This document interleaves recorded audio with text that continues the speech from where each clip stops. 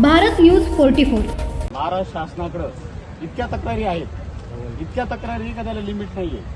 तुमच्या ह्या तक्रारीच्या अनुषंगाने शासनाने म्हणजे महाराष्ट्र गव्हर्नमेंटने याची दखल घेतलेली आहे. पर्टिक्युलरली पनवेलमधल्या पनवेल रेल्वे स्थानक, खारघर, मानसरोवर या रेल्वे स्टेशनच्या एवढ्या तक्रारी आहे तुमच्या.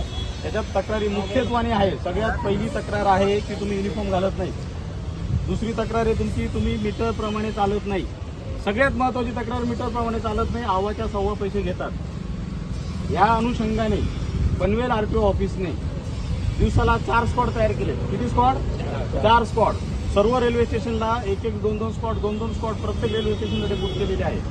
तुम्हाला मी सगळ्यांना विनंती करतो, मी तुम्हाला आज सांगतोय, वॉर्निंग देतोय. तुम्हाला जो थांबा दिलेला आहे, तुम्हाला थांबा दिलेला हा थांबा दिलेला आहे. या थांब्याच्या बाहेर या रिक्षाच्या उभ्या दिसत आहेत.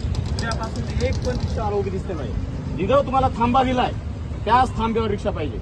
दुसरी गोष्ट, उद्या इथे तुम्ही तुमच्या युनियनने इथं मीटरनी चालण्याचा एक बोर्ड लावून घ्यायचा आहे आणि जो पॅसेंजर ज्याला मीटरनी जायचं आहे तो मीटरनीच गेला पाहिजे.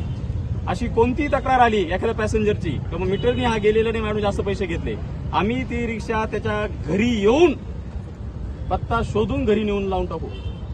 हे तुम्हाला आज आम्ही वॉर्निंग देतो. आज आम्ही साधारणतः 50 रिक्षा जमा केल्यात. किती रिक्षा जमा केल्यात? 50 रिक्षा म्हणजे अशा जमा केल्यात का त्यांचे पेपर जरी ओके पण फक्त मीटरवर चालत नाही किंवा मीटर खराब आहे म्हणून जमा केल्यात. तुम्ही मी आज ऑब्झर्व केलं, तुम्ही जाणून बुजून मीटरचे वायर काढून ठेवतात.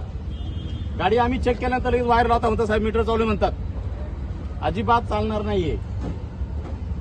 तुम्हाला पोट भरण्यासाठी उदरनिर्वाहासाठी रिक्षाचं परमिट दिलेलं आहे. लोकांवर दादागिरी करण्यासाठी, लोकांना छळण्यासाठी नाही दिलेलं. तुम्हाला जो शासनाने नियमाने तुम्हाला मीटर ठरवून दिलेला आहे त्या मीटरनी चला. आणि सगळ्यात महत्वाचं, महिलांशी एकदम सौजन्यपूर्वक वागा. अजिबात महिलांशी गैरव्यवहार अजिबात करायचा नाही.